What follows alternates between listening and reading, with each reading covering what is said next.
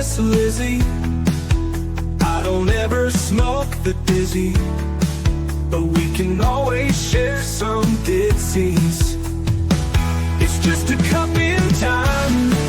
This song doesn't have to rhyme. Life's all of us, not every moment we can be feeling fine.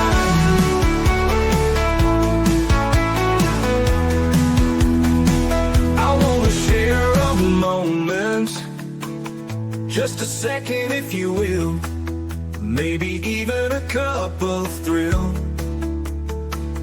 We could share this performance. It's tea time, come sit with me. Oh, welcome guys, Miss Liz in the house, and that's right. I have a secret surprise in the house. I have Emilio Hughes Martinez in the house, and he's going to share some good stuff about the entertainment world. That's right. He's a filmmaker, all of that good stuff. But before we get started with any of that stuff, you guys know how Miss Liz rolls. We're working over to YouTube, Spotify, TikTok, Facebook, LinkedIn, Instagram. Click and follow, subscribe to Miss Liz's Tea Times, and let's get these tea times out there, because each and every single one of them do make a difference, one cup at a time. So let's get the disclaimer out there, and then a little quick intro, and then we're going to be serving a tea. And today's tea is intuitive, resourceful, and observant.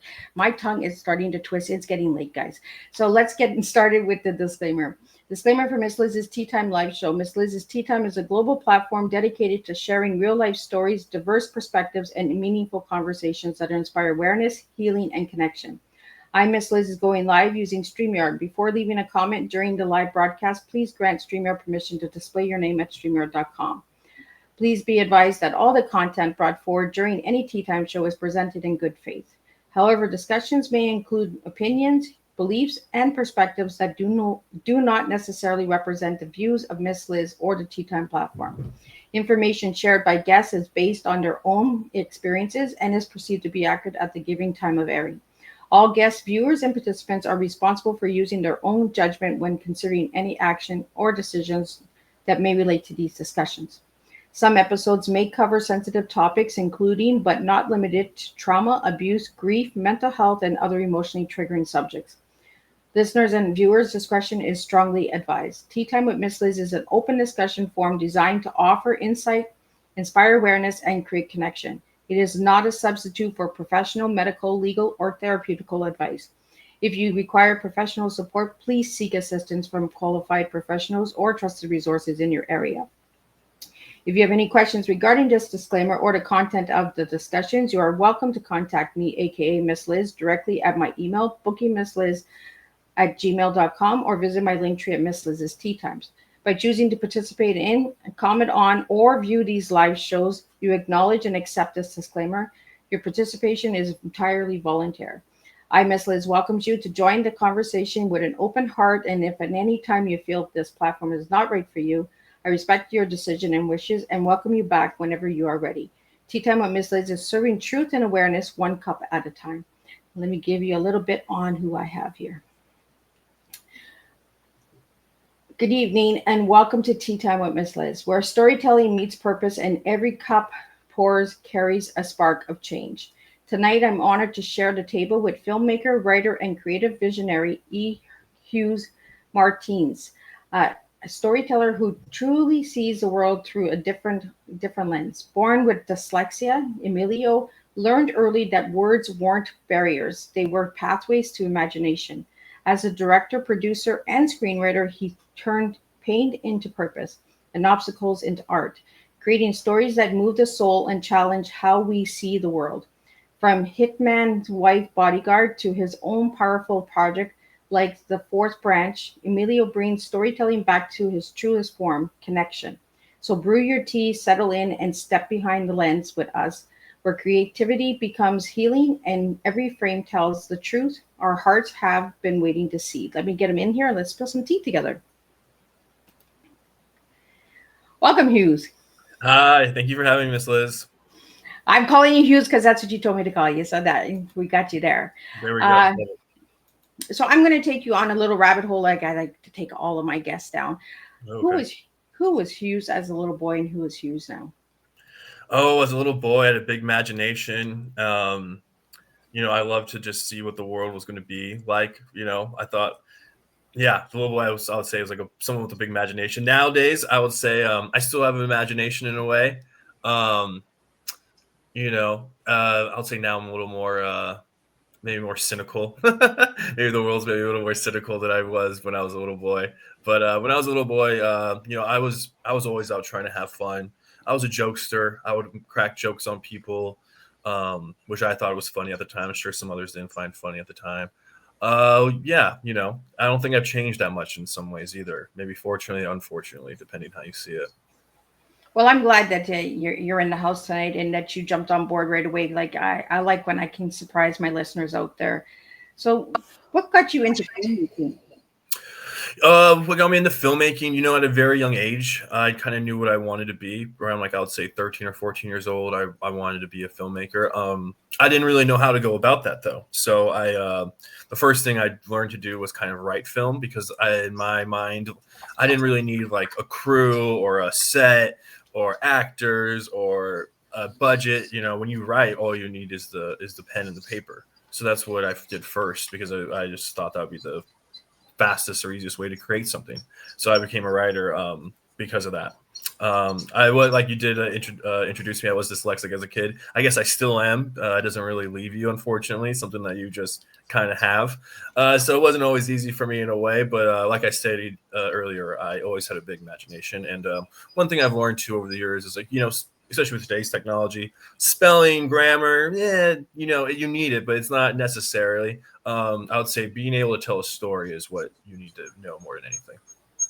Well, I'm glad that you brought up dyslexia because I have it as well, and it is, some people can take it as a downfall, and some people can take it as a learning lesson and move forward through it. And I like that you took the pain to purpose because that's what tea time is all about, right? Taking our pain and turning it into purpose. So, how old were you when you were diagnosed with dyslexia? I think my first grade teacher, her name was Miss Duffy. I still remember her. She told my mother that I was dyslexic, or she thought I was. I went to like a small private school, so they didn't really have the resources to test you and stuff. So I had to go to like the public school before even like school started to go get tested and stuff like that. And they realized pretty quickly that I was. So, did you notice when you were young, like the letters were backwards, or the Yeah, pronunciation of letters? Like I letters. have a hard time pronouncing things. That's why I always ask people, "How do I pronounce your name?" Because I go with the letter, not the sound. I can see a lot of things in my head, and in the sense of like I can see when I write something, I can see the story, I can see the characters. But when someone gives me a word, I can't really see the word in my head. Unfortunately, it doesn't really work like that. I'm not sure if other people's minds work like that, where the word pops up in their mind. For me, someone will say a word, and it's just like blank. There's nothing there. So you got to sound it out or do whatever you got to do to make it work, I guess. Yeah, my spouse picks up on me all the time, and he's like, "That's not how you pronounce it." And I was like, "Well, that's how I pronounce it. It's my language." I would look at a word and kind of just hope for the best that I'm saying the right word. I'll be like, oh, I think that they're saying that. They're like, no, they're not. It's like, well, it was close. It was close enough. Hopefully, Right? Or you can make a joke out of it. I bring a lot of humor into it too, right? You gotta be able to laugh. You gotta be able to laugh at yourself and maybe not take yourself too seriously either. Yeah. Well, we had a couple of questions that came in for you that I'd like to get out to tonight. For sure. And one was, you wear many hats: writer, director, producer. Which role first captured your heart, and how has it shaped your creative identity? I guess my first one was, like I said earlier, would be definitely writing.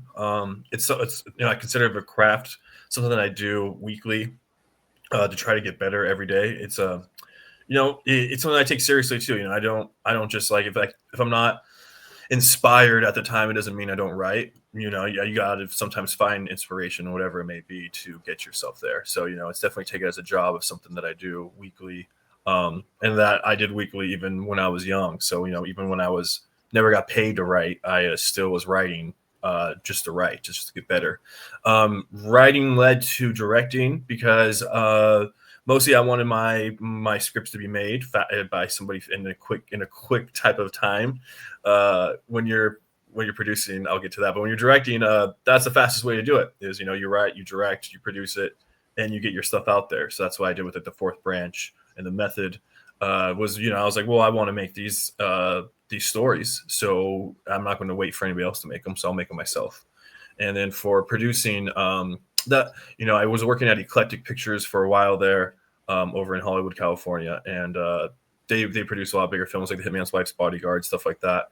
And I learned really the ropes from their CEO and founder of how to produce. I learned some things not to do also, but I learned a lot overall of the producing side of the film and the business side of the film, working over there. And you know, even though I'll consider myself a writer, I could plug and play I like to think into whatever role I need to be, especially when I was doing my own films. You know, I wasn't just a director and the writer and the producer. You know, I had to do costumes, I had to find the sets, you know, I helped with makeup, you know, whatever it was, you got to just do it, you know. So I had, you know, not just a director, writer, producer, I was doing a few other jobs also.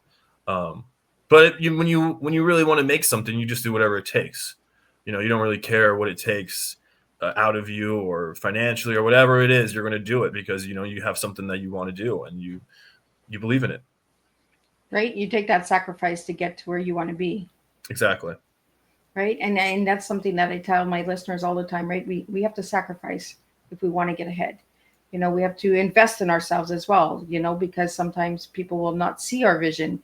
And is that why you got into the directing? Was because you wrote the screenplay, and then you were like, well, I know where I want that character to go and all of that good stuff. Like, yeah, you know, I was, especially for the fourth branch, I was writing a story that had to do with politics, even though I'm not really a political guy, to be honest with you, but it was a political story, and I wrote it during COVID, and it was kind of like the idea that I got was I'm a big news guy to this day. I love the news. I'll switch back from like CNN to Fox, and I'll see like the spin that people like that they give you on each story. So, you know, it's the same story, but the spin is so different from the story that is almost like, oh, like, you know, like they're telling it a completely different way. And I kind of got the idea of like, well, can you write something without being biased? Like everybody's kind of biased on something. So how do you create something without any bias? And then that's kind of where I got the idea of the script for the fourth branch. And it just kind of came to me too, like the idea of that, and then the characters and what was going to happen. It came really fast. So it was something that I enjoyed writing too. Something that was fun to write. And it was just something that I felt like needed to be out there in the world. so you do a lot of short films, correct? I've done two. So I've done two award-winning short films, The Method and the Fourth Branch. The Method was about 15 minutes long and 15 seconds. And The Fourth Branch was about 39 minutes and 40-something seconds, 46 or so. Nice little short films to check out. Yeah. You can check out the Method on YouTube. The Fourth Branch right now is going through festivals. It's won a few. It's been an official selection of some other festivals. Let's see, the biggest one was like probably like the IndieX film. It won Best Supporting Actor. It was also nominated for Best Independent Short Film. Melbourne International Independent Short Awards. I forget the one in Italy, but it had like, I'm dyslexic, so the name for the Italian one had like a lot of vowels in it. I'm forgetting. I'm so sorry. And a few other ones. I don't have the list in front of me, but yeah. That's when I say the tongue twisters come in. I can't do tongue twisters. You know, it's in another language too, and I'm just trying to. I would butcher it for you, but it started with a V, so there we go. It wasn't bad stuff. Yeah. Well, Hugh, I want to get out because I love having guests like you who have been in multiple different genres, right? The directing, the writing, to show my listeners that you can go into different genres. You don't just have to be the writer. You don't just have to be the director. You know, you can open opportunities. And like you said, you even did the makeup. So like, are you a makeup artist? No, you just got to do whatever you can do for the day. If someone doesn't show up that day, you know, it's indie filmmaking. You gotta make it work. You know, same with sets. I never in Los Angeles. I filmed mostly in Los Angeles. You got to pay. It's called like Film LA, I want to say. For lack of a better word, it's basically a racket, and they'll take your money and let you like film on the streets. And when I say take your money, I mean like tens of thousands of dollars they're asking for. And you know, I don't really pay rackets, so I didn't really pay them. So sometimes the cops would show up, be like, hey, you can't film here. You don't have a permit. And I would always have like an extra set like in the back of my head that looked very similar that we could just go to. And the cops aren't going to follow you. We'll just go and film there, you know. And then if they followed us, we just kept going to different places until we were done. You know, that's just how we did it. So, but I would say too for filmmaking, especially nowadays, you know, with how technology is going so fast, I would say that's good to have a few different tricks up your sleeve or a few different skills up your sleeve. Instead of just being a writer, or just being a director, or just being a producer, I feel like you're going to want to do more than just that, especially for a writer. I feel like if you're a writer that's up and coming, directing your shorts or directing a feature film is great, but really producing, you know, if you're trying to find a producer, the best producer should be yourself. I always thought that, and I still believe that. You know, no one's going to back you more than yourself. So whatever, if you need money or cast, usually that's one of the two things you really want as a producer. You should be outgoing to go get it, go look for it, go find it, and you know, put some pieces together. So when you do get in touch with an executive somewhere, at a let's say an agency or a showrunner or someone at a streamer, you can make sure you're ready with a project that already has a few pieces for them, so they're not starting out with just, you know, words on a page. You know, you got money behind it, you got an actor attached to it, something. So Hugh, what's harder, making the film or marketing the film? Oh, that's a good question. I would say it's harder probably making the film, making a good film. Anybody can make any film, but making a good film, you don't just need talent and all those other things. You need some luck too. If you ever like played on like a sport before, sometimes the ball just falls your way sometimes, you know, and you need the ball to fall your way sometimes in order to capture lightning in a bottle. So I would say to make a good film, it's going to be harder. I also say it's more fun to make a film too, though, than marketing a film. So even if you make a bad film, it's fun to do. It's fun to make a film. You know, I think a lot of people out there want to make films, but they don't really know what the first step is. You know, they don't really know what they should do to get there. So how do they find the first step? I think the first step should just be believing in yourself. I think that's the really first step is once you believe in yourself, and if you have something to say. I feel like, you know, you watch a lot of things these days and a lot of people don't have anything to say. They're just, you know, creating to create. I think that's one of the reasons I don't really like Marvel movies and stuff like that. Just create to create. They don't really have anything to say, in my opinion. While if you have something to say and you're not like throwing it down the audience's throat either, you're making them think about whatever you want them to think about. I would say then you should be making films 100%. We have a question. It's storytelling through films is such a powerful medium. What do you hope audience feels when they experience your work? Oh, that's a good question. You know, I want them to leave questioning themselves in a way, or in questioning what they saw, and questioning their own beliefs. You know, maybe they're questioning, why am I like this person, this character, or why do I believe in what this character does? Am I like this person? Am I, you know, do I have faults like him or her? But I definitely want to leave the audience with a question. I like leaving the audience with a question, and it doesn't have to be something like very. I'm not sure the word I'm looking for. Very like it could be abstract, I guess is what I'm trying to say. It doesn't need to be a question that you like throw out there at the end. It could be an abstract question that they don't realize is a question for a few days later. And what inspired you for your very first project, and how did the journey lead you to where you are today in the industry? I guess, you know, I've had a few different projects, but my first really big project is called Operation Underworld. I wrote the script back in 2012. It's a Mafia World War II movie, how the Allies used the Mafia to help win World War II. There was a bunch of Nazis in New York City. There was no CIA back then, just OSS.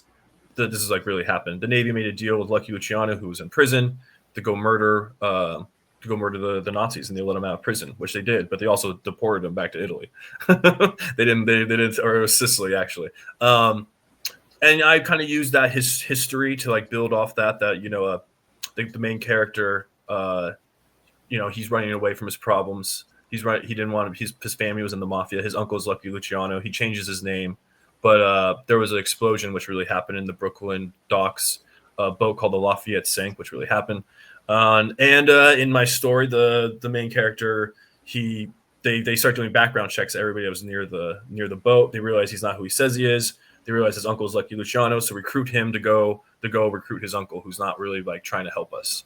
And that's kind of the story and how it started. Like in 2012, I was like at a bar in New York City, and someone told me a story about how his uncle helped murder people like Nazis, and I was like, oh, interesting. So I started like talking to him and kind of like probing him. Started just doing a lot of research on the matter, and then I started writing it. And then about 2018 or 2019, I met Nick Villalonger. He was a writer and producer for the Green Book. He came on and did a draft. Then we got in front of Millennium Entertainment, who does like Rambo, Expendables, a lot of high action movies. They gave us notes. We worked on the notes. We got it optioned. It was optioned there for a little bit. I got a director named James Cox. He did Billionaire Boys Club and Wonderland with Val Kilmer. I got him involved to be the director. Unfortunately, it did not get made by Millennium, and the option just recently dropped. So I'm looking for a new home for it. But like I said, I'm producing that. I wrote it, but I'm going to produce that. Or I found the director, but now I'm just trying to look for money for it to make offers to actors, or I'm trying to find a production company that will sustain it. I want to talk about that Operation Underworld. How long did it take to make the movie? Well, the movie's not out yet, so it's not out yet. Okay. No. So all I did was option it. So I basically got paid to write it from Millennium Entertainment. So they didn't get made, unfortunately. Millennium has gone through some troubles as of late. I won't get into them, but they've gone through some troubles as of late, and they won't be able to make the movie anymore. But when you option something, they still own the rights for a certain amount of time. So even though they decided not to make it, they still own the rights until recently. So I had to kind of wait until the rights came back to me, so I could go back and find a new buyer. That's kind of how it was. So, but I worked on a lot of drafts on that. So 2012. I wrote the first draft. I've written a draft recently, like about a year ago, because I was getting it ready for another production company. So, 30 drafts, 40 drafts, somewhere around there in a span of 12 years, something like that. 2 drafts a year almost for the past couple of years. I was working on it. Some drafts, sometimes I'll do more drafts than other times, especially when I had Millennium involved with it. They would want, they would give me notes and I'll just start working on them. So, it was the first bigger project that I've worked on, writing wise. I think it's important to get it out there, right? That it's not just always the first draft that gets picked. No, never. The first draft is always going to be, not necessarily bad, but you're figuring out what you're trying to say and what the theme is in a way, and what you want the audience to get away from it. So it might not have the characters yet, or maybe the story is not really that compelling, but I feel like you either in the first draft, you're going to get like the story is going to be really well shaped and the characters aren't going to be there, or it's going to have some really pretty, not great characters, but the characters are going to be pretty strong and the story won't be there. And now you got to kind of, at least for me, now I got to kind of find where are these characters going, what are they doing, or the story, who am I creating to the best show the story in a way. So how do you create your characters? Like, how do you get the authenticity into your character? A lot of it comes from people that I know. A lot of it comes from things that I've heard over the years. But yeah, stories I've heard, people that I know. I like using people this throughout my life that maybe has some type of impact or said something to me, told me a story about themselves, or maybe someone in their family. And I can use that as like kind of a jumping off point in a way of like, who is this person? Maybe, whatever the story was that was told about them, maybe that is what made them who they are. And that's what I want to show to the audience in a way. I want to get into, because Marlene told me that you have a story about your great grandmother. I do. She was a wild woman, that one. Yeah, because what I got was the prohibition era. So back in like the 40s, I'm pretty sure it's still like this, but she was from a town called Crystal City, Texas. It's a small border town in Texas. Crystal City, Texas. Yeah, it's in Texas. Small border town. I'm not sure if it's still like this, but back in the 40s, 50s, and 60s, it was a dry county. So Zavala County, you couldn't buy hard alcohol. You could buy beer. You can go to a bar and get beer, but you couldn't buy hard alcohol anywhere. My great grandmother Melande was her name. She had about like 8 kids, and she had a scam. I'll just tell people she was she was a scammer. She was a hustler. She was a criminal, for lack of a better word. And her first scam was she was a witch, and to this day, people still think she was a witch in the town. She had people scared for a long time, a long, long time. And her scam, though, just to put it out there, was that she just read the letters because she'll get the mailman drunk because she went to high school with him or middle school. Oh, And she'll that's a good way to get the mailman. she'll read your letter, put it back, come to you, and be like, like Susie or Miss Liz, your mother's sick. You're gonna have to go to New York. I'm telling you this because you're my friend, and I want to do this favor for you. And sure enough, 2-3 days later, you get a notice in the mail saying your mother's sick, and you got to go to New York. So in your mind, you're like, hey, this woman's like an oracle. She knows the future.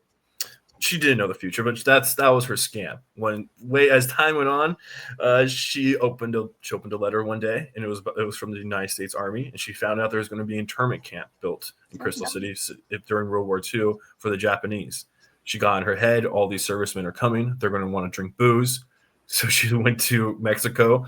Pretty sure she robbed a store, loaded with her children, loaded up a truck, took it across the border, and sold it all and made a fortune. That's how she made her first big fortune.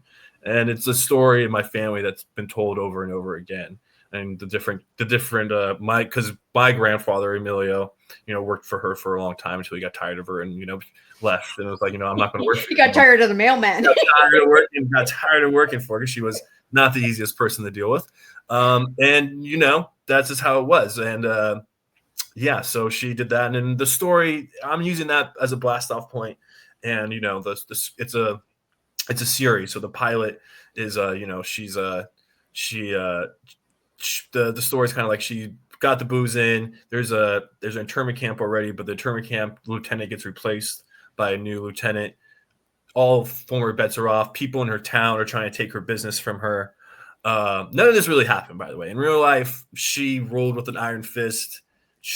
No one tried to take anything from her. She made sure one of my great uncles was the first one of like Latino sheriffs in Texas. She kind of, because you have to, even now, to be a sheriff, you have to be elected, especially in Texas. So she made sure the election went his way.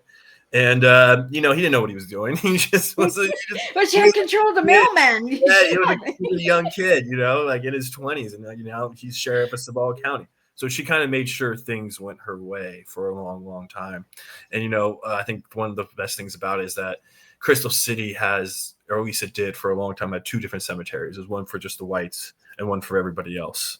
And when she died, she was the first Latina in the white cemetery. So I think she was she crossed over in a way of not just being a hoodlum with brown skin in a way, So she made an impact. She made a history. She definitely made an impact, yeah, in her small community.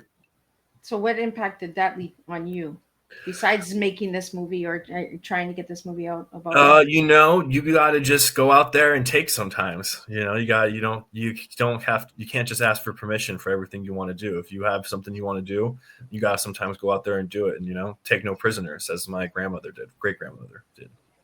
I like that message, because for my listeners out there, we always ask permission, always follow the rules, follow the guidelines, follow the systems, the programs. Oh, don't do that. Don't do that. No. You got to be the rebel, but guys, you got to do different. And that's what I like to do with Tea Time, is like be different, right? 100%. I could take some lessons for the mailman, though. You just handed over the mail, got drunk for free, and she made it work. But she was also selling like potions, love potions. Like she was doing all types of stuff. She was, and then when she was really, really young, her like brother had a fruit stand, and she opened up like a rival fruit stand next to him and then like sabotaged his stuff, like burnt down his stand, like wild stuff like that. She was like 16, 15 when she did that. Like she was something else. She even burnt down her brother's fruit stand. I mean, she really took no prisoners, none, not one. I can imagine the family stories that you get heard from your great grandmother, right? From your parents as well, right? Yeah. Well, my dad, he was really close to her. So he was born in Crystal City. Actually, I take that back. He was not born in Crystal City. He was born like near Detroit, but like he grew up in Crystal City.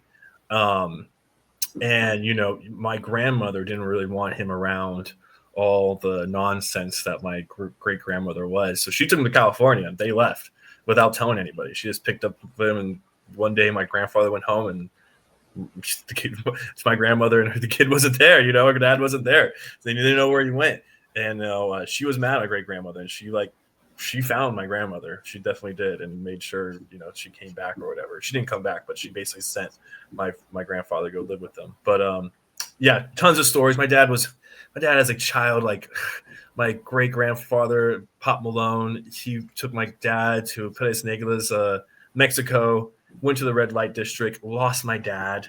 So like just went to the red light district, lost my dad, didn't know what to do. So he had to like call who's in charge, his wife, his great grandmother, like, hey, by the way, like I need you to come down to Mexico. Like I can't find Emilio. He's somewhere. And my dad was fine. They found him in a brothel, and he was eating chips and drinking soda. He was fine. But like stuff like that are just stories that happened all the time in my family. Well, and there's not many stories out there about bootlegging, right?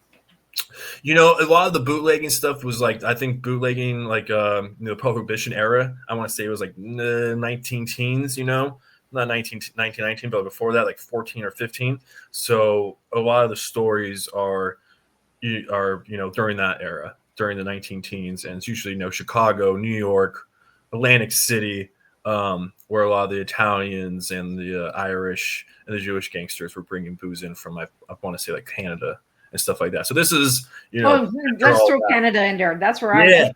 There we go. Throw Canada in there. So this is, about 30 years later from Prohibition. This is like World War II era. So you could buy alcohol almost anywhere, but like still there's places in the South to this day, I want to say, that are kind of like you can't buy booze on Sundays. You can't buy alcohol on Sundays. You can still like that in some places, but back then it was even more like that. You couldn't buy alcohol at all. And I think it was because of like religious doctrine and so forth. Yeah. Well, my dad, when I think it was like 12 or 13, my dad used to go to the bootleggers and he used to get booze and all that on the weekends because he couldn't get it in the liquor stores during the weekend, right? Where are you going to go? You got to go to somebody. So you went to my great grandmother, and you're one of her kids, as crazy as that sound, one of her 8 children, and they would sell it to you. And who knows what else they would sell to you also. Well, she had the love potion. She had a lot that she could give you, right? Whatever you're looking for, they were going to help you out. If you had a problem of some sort, you would probably go to my great grandmother, and she would help you. She made a lot of things go her way. My grandfather, great grandfather Pop Malone, he owned a garage. She made sure all the military contracts went through him for all the Jeeps and stuff like that to build the shocks. So I mean, she made sure that everybody got a little something in the family. So if it was contracts, if it was bars, if it was a club, one of the kids ran it. So you're turning that into a TV series, correct? I'm trying to, I guess you would say, yes.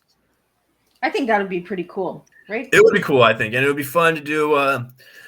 Each decade you're with the Martinez clan, so you're like in the 40s. You're kind of like seeing how she starts off. You'll like skip years, and now like if there's multiple seasons, season 2 will be the 50s. You got my uncle who became the sheriff. And you see how politics work. You can and stuff like that. Maybe he has to solve a crime. By the 60s, it'll be season 3. All the cousins are all my uncles and aunts. They all had kids. And they're all my cousins. And in real life, all the cousins, like when they were in high school, got tired because Crystal City was predominantly Mexican American in the town. But for instance, like all the cheerleaders in the high school were white, and all the like people that were like class president and stuff like that were also white. So my cousins and stuff and so forth, they walked out, and it's called the La Raza movement, and they all walked out, and it was like a somewhat of a bigger deal that happened in history for the Chicano movement. And it was also my family, but it was like the aunts and uncles at the time were like, hey, like we got a good thing going. We're making a lot of money. Like whatever you do, don't walk out. And the kids, did what they wanted anyway, Money talks, right? Yeah. And my grandmother had to put up with her, grandkids doing what they weren't supposed to be doing, Instead she was trying to get them a job doing something maybe illegal. They were trying to, fight the power and do something, noble. They were the little rebel. Yeah. That was a good way to put it. I like that. I like rebels. I like people outside of the box because that's where we need the action. That's where we need the fun, right? 100%. I always say I like people with spikes. I like people who have a little chip on themselves. I don't like people who don't do anything. Like you gotta do something. I don't care what it is. You just gotta do something. You're right. You just gotta do it. You gotta do something. Well, the tea that you gave me was intuitive, resourceful, and observant. I want to talk about those 3 words. Why are those 3 words for your You team? know what? They sounded good at the time, so I threw them down there and I hope for the They best. don't But sound good today, do they? I was just I throwing like things that out because there. my guests are honest with me. I was throwing stuff, but intuitive though, I feel like you know, you got to be looking at what the people want in a way. I feel like more and more of like major Hollywood studios are kind of going away of what people want. You see like on social media, some people are like, I want original stories, I want this, but instead they're making, you know, remakes and comic book characters and sequels and, you know, stuff like that. And I think, you know, times will change, and I think the studio system will change again. You know, the pendulum is always swinging. You look at history of film, also places like, you know, Germany were making a certain type of film, and then you know, World War II happened, and they made like, you know, Nosferatu, and everything was kind of like dark and scary and dreary. And so, well, what happened? Well, war happened. You know, as times change in society, also the art will change naturally, and you know, you just got to go along with the ride in a way. Well, Hughes, you gave me the word grit. I asked you to Yes. describe yourself in 1 word, and you gave me the word grit. I've never gotten that word for a person. Can you tell me why that word? You know, I've heard no a lot in my life, and you just kind of, you gotta just shake it off whenever someone says, you know, you're doing something wrong, or you're not doing something right, or the story's not good enough. Whatever it is, you know, you gotta, one, believe in yourself, and two, you gotta keep it going. You can't just give up on the first hiccup or the first time something doesn't go your way. You got to keep it moving, and I think that's something I learned also as a kid. You know, you gotta keep going. You know, you can't just stop. You got to keep going. I like that grit. Yeah. Hmm. I like that word. It's simple. It's easy, and I can say it. I did it specifically for that. That was one of the reasons why I did it. And I asked you your favorite color, and you said blue. Why blue? You know, that's a good question. I'm actually in my old room right now. In the background, you can see it's blue. I painted this wall. You know, I don't know. Maybe I was always looking at the sky or the clouds as a kid. I'm not sure, but always was a fan of the color blue. I like that. You know, because colors tell us a story as well, right? It's part of storytelling. It is. It So when is. you hear the word storytelling, what comes to mind for you? Oh, the first thing I think of is a campfire, people sitting around Hmm. telling like stories that they heard from their parents or their grandparents or their older generations, and it keeps going, you know, over and over and over again. I like that campfire. I would have never thought of campfire with you. I would have thought of the mailman and the bootlegger. No, the campfire. Well, the you know, before the bootlegger and the mailman and everything, it was the campfire was first for humans. You know, that was the first thing we had of storytelling. People sitting around the campfire and you know, telling a story. Yeah, growing up, I always heard if the milkman, or it was about the milkman, you were made by the milkman or something like that. I think Yep. there was a quote, something like, and here is the mailman, right? So we have the milkman and the mailman, and we have the bootlegger. Like, what kind of story we got here? Exactly. Exactly. Something different, something new. Camera or edit? What does the magic? Where does the magic happen for you? What was the question, in the camera or the editing room? Script, camera, or edit? Oh, well, editing for sure is, you know, that is where it goes down, where the rubber meets the concrete, is where, because you can always go back and shoot, but sometimes, you know, things aren't either money or maybe actor looks different, something happened. You can't go back and reshoot. And you know, shooting and the script are kind of like ingredients, but once you're in editing, you're cooking, and you got the ingredients, and you can't really go back and change the ingredient. You got the ingredients of what you got, so you're going to have to cook up with what you got. If whatever you have in your mind, you better make sure you got it on the camera. So, you know, as long as, I always say, like, if you could see the story in your mind as you're writing it, and then as you're shooting it, you're making sure you're seeing. I already see the movie in my imagination. Like, I already see it before it's even shot. As I'm writing it, I see the movie in my imagination and see how it's supposed to look and what I want it to look. Then, you know, I sit down with my director of photography, the guy who does the camera work, and I'll tell him what I want. But he will also, like, as many artists, will have his own little thing that he wants to put into it. Like, oh, I like that, but I'm going to swing the camera like this, and I'm going to tilt up, and I'm going to make this, you know, person stand behind that wall because it's colorful. And I'm like, yeah, you should do all that. You know, that's what I hired you for. Do that. And then once the editing comes, though, it's you know, whatever ingredients that you put together, you got to cook them up because this is time to cook it up, basically. Favorite Mexican meal? Oh, I'm simple. Cheese enchiladas, probably. Oh, simple man with the grit. Yeah, simple cheese enchiladas. Or chile relleno. I eat a chile relleno or a cheese enchilada almost every other day. So do you cook? I do cook. I'm a pretty good cook. I'm not, great. My dad was a good cook too, so I grew up watching him cook. He's something else. He could whip up a meal like it's going out of style, and he still can. He's in his 70s, and he can still just whip up a meal. But when I was a kid, I mean, he cooked every meal every day. You don't realize how much work that is until you get older. Like someone cooking every single meal, breakfast and dinner, every single time, and it was always a big smorgasbord. Big spread. There was food laid out when you got home. If you wanted to snack first, like hors d'oeuvre. Then there was the salads, the vegetable, the main meat, the potatoes, or whatever it was. I mean, he always cooked. So I'm okay. I learned a majority of my stuff from him. Well, and let's talk about cooking, because on the film sets, right, people have to eat. So who feeds all these people? So it's called crafty services. I didn't make this name, by the way. This is what they call it. And, they'll bring in food. It depends on the production. Someone from my smaller productions, I would I didn't have that many people on set, maybe all together, 12 people, actors, crew, everything. So I could just go around and be like, we're going to order, in like some type of whatever it is. And I try not to do anything too heavy because you got to still work 6 more hours. So, maybe some type of like a lettuce wrap, something like that I could go around, and then, that's how I would do it for something like me. And then you always have snacks, you have waters, you have coffee. You always have to have coffee on set. If it's my set too, I like having beer at the end of the set, so then everybody can have a beer. Yeah, that's kind of how I do it. And in the image here, you sent me a picture of the film festival, right? The LA Short Film Festival. How was that for you?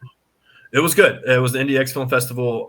We were. It does it like a monthly, so you put in like your film, and if it does well for like the month of June, like if it's the winner for the month of June, then you might be nominated for the yearly awards. Fortunately, we're nominated for yearly awards, best independent short film and best supporting actor. It was fun to go. We didn't win the main one, the best indie film, unfortunately, but my supporting actor won, and like. He always tells me, because I met him just working at a restaurant about like 12 years ago, maybe longer. He was always telling me, like, this is the only thing I've ever done that's like I've won an award for.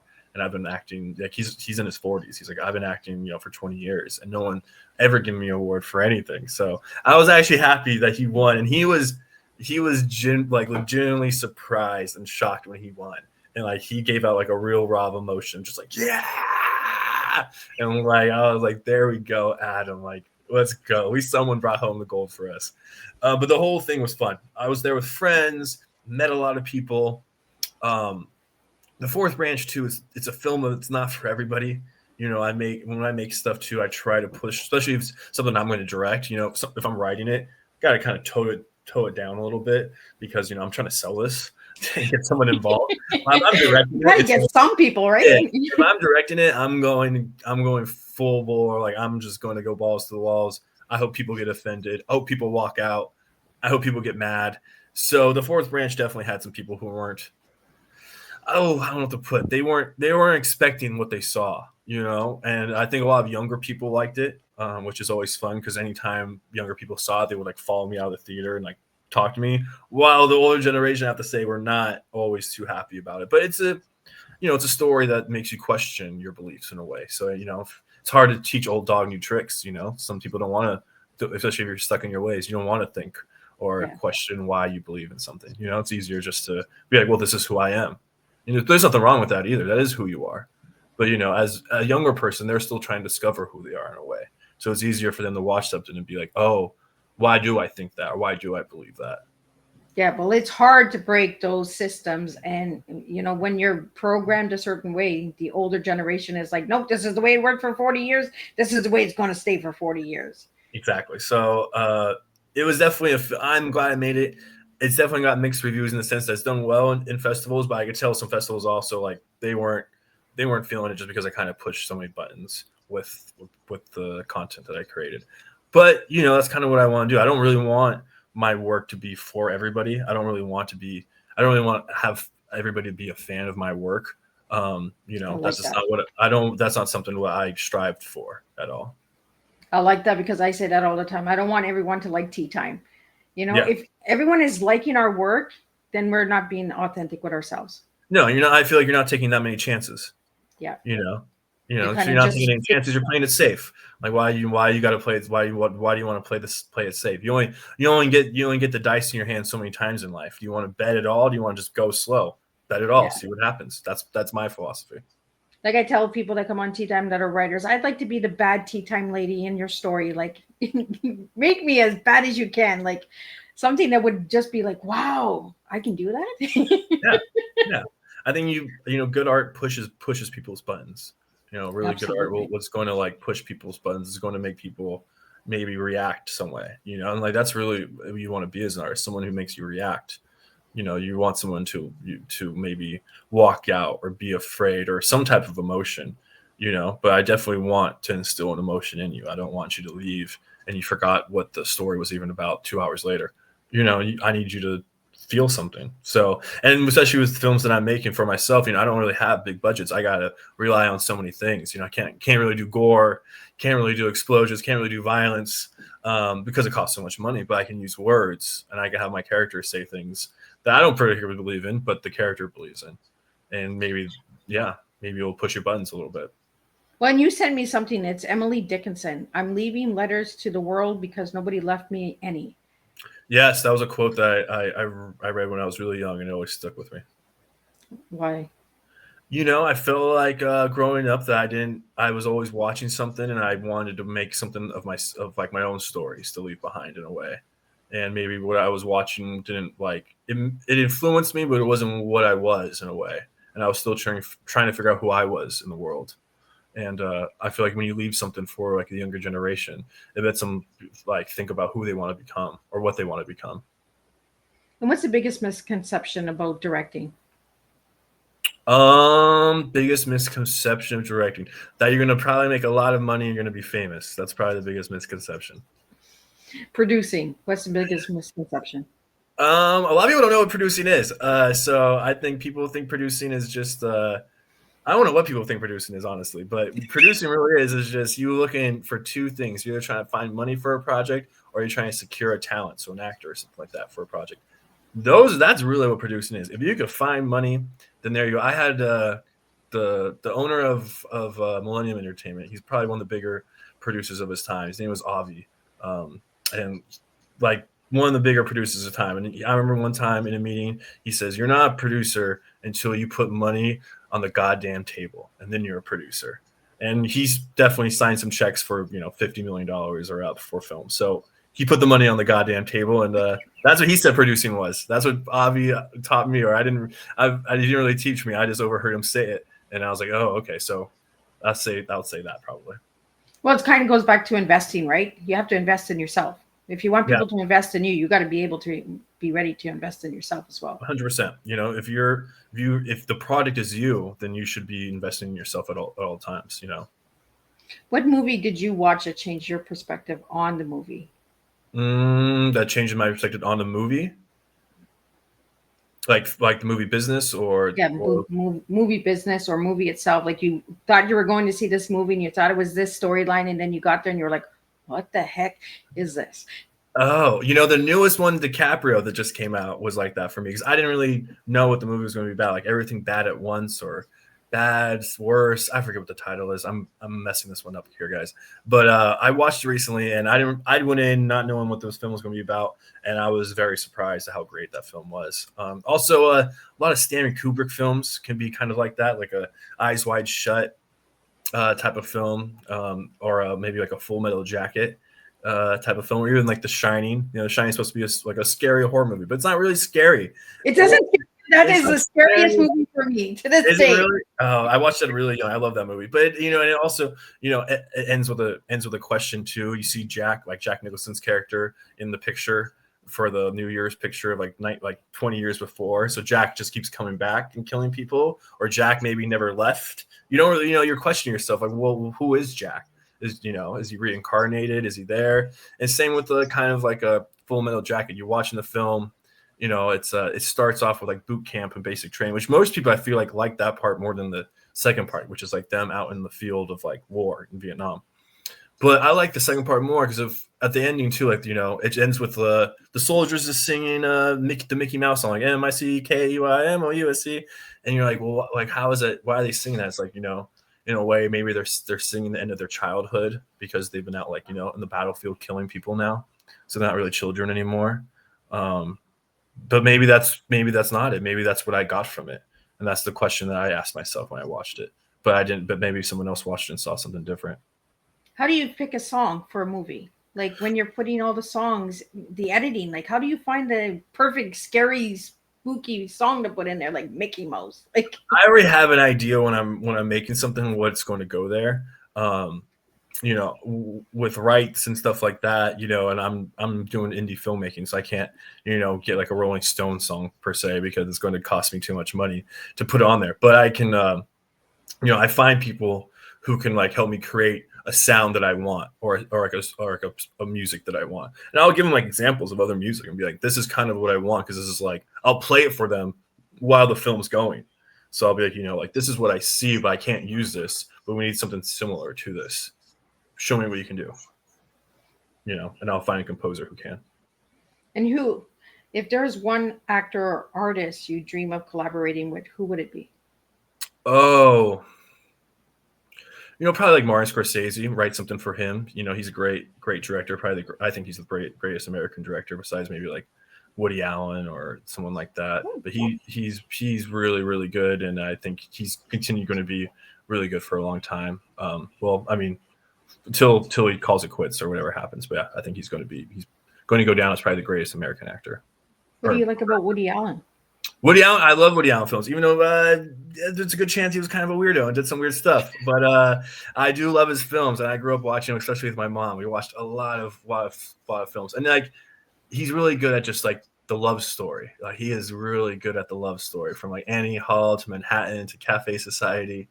He has those. He has a good humor. Like I love the humor of like small time crooks, which is like he has this a way of telling a story. And I like also how you could tell the actors, like Woody got older. Like he used to be in his own films, acting them. You could tell, or he did. And then as time went on, like he got a little old to play the love interest or the main character, you know. So he had other actors perform. And you could tell the actors are doing like a Woody Allen impression because that's supposed to be Woody, you know. So they're just playing him in a way. And I always feel it's kind of cool to see like each actor do their own impression of him in a way. I think that's cool. I think it's cool. I didn't think I'd be talking about Woody Allen tonight. I actually like his movies as well. He does do a good love story. Great love story. He's good at love stories. Yeah. Mm-hmm.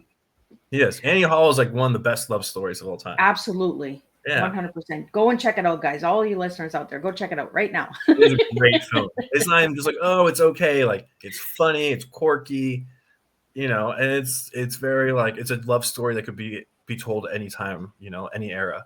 Like if you're young in high school in love, or if you're old and been in love multiple times, you can watch that film and it will remind you of something.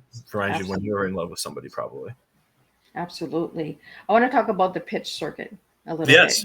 We talked about it before we went live. So for my listeners out there, do you want to tell them a little bit about it? Yeah. So I was coming up with this this idea recently of how I can bring Hollywood executives, agents, managers, all to like a city near you. So that was kind of like my idea, because I have all these people that I know, and every single time I go travel somewhere and people find out what I do, they'll like pitch me their story, pitch me their script, whatever. They'll pitch me something, and they'll like ask me, do you know anybody who would be interested in this? And it's like, I always know somebody. So that was kind of my idea of like bringing executives, agents, managers all over the nation to a city near you, where you come in and you pitch your ideas, you pitch your projects. It'll be the pitch circuit. So we're going to do the Bay Area, where we're scheduled for next month, but we decided to push it for a little bit. I brought on some PR people, and they have some ideas of how to get more reach out there, and also what else we could like offer the people who are going to be coming in. So we want to make sure it's all ready to go. So we're thinking about probably spring, summer of next year, we'll be going at it again for it. So is it kind of like picture story, picture movie, Pitch picture your film? story, pitch your script, and if it goes well, hopefully the manager or executive from the company or the agent will want your info. And that could be your spark or your catalyst to moving your career forward in a way. Is that how some of you filmmakers find good scripts and screenplays like that by going through the pitches? Going pitches, listening to people. I always tell people you never know where you're going to hear from somebody. I've definitely picked up a script from people who've sold before, and I read it and I was like, this is not that good. And I've also read stuff from people who just, they never sold anything. They just work on their craft. Read it and it was pretty good. It was a good script. It was a good story. So you don't really know what you're going to get. And I feel like that's the beauty of filmmaking in a way too. Always screenwriting. You never know what the pages are gonna do for you.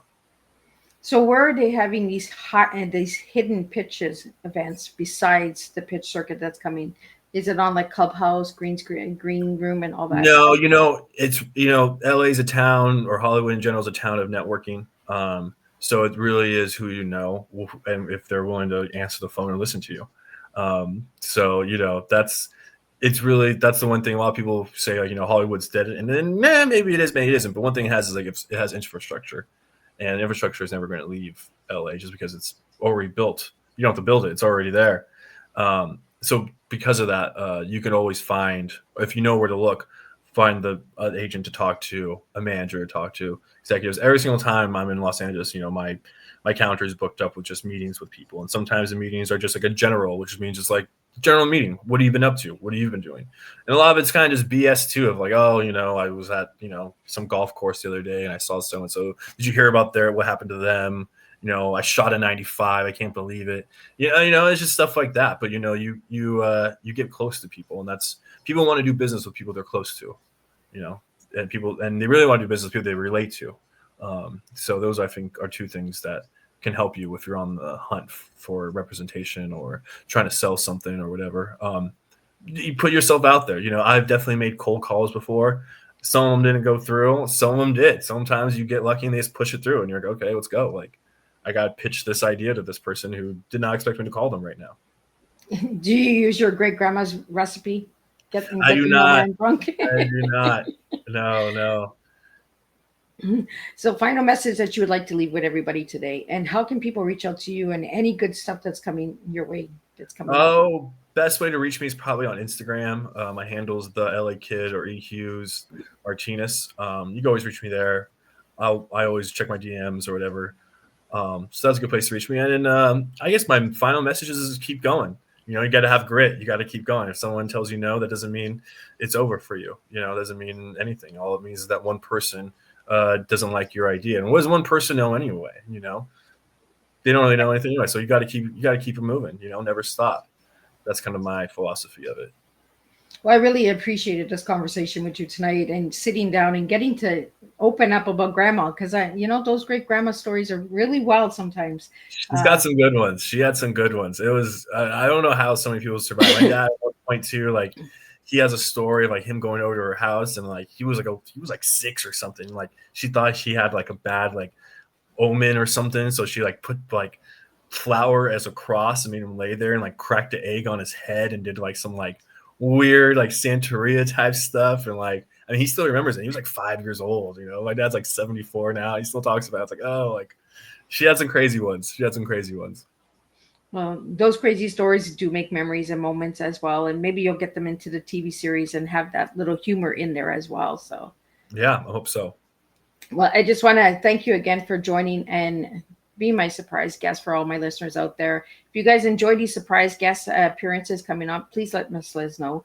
We're going to do a closing summary, and then we're going to wrap it up, and we're going to be back Tuesday and Thursday next week, and maybe Monday or Friday. Keep your eye open, because Miss Liz has a lot of surprises coming your way. So as we close this tea time up with Hugh, I'm reminded that every story has a heartbeat, and sometimes the most powerful art is born from the moments we once feared were our flaws.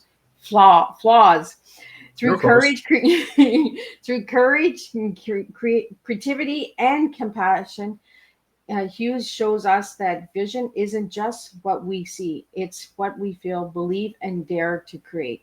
May tonight's tea time remind you to look beyond what's visible, to find purpose in pain, and to see storytelling as a bridge between humanity and hope. Until next time, keep your cups open to truth, passion, and purpose. One story, one seed, and one lens at a time. And I'll see everybody next week, same time, same place, and we'll do this all over again, because that's just how Miss Liz rolls. And again, thank you so much, Hugh. Thank you for having me, Miss Liz.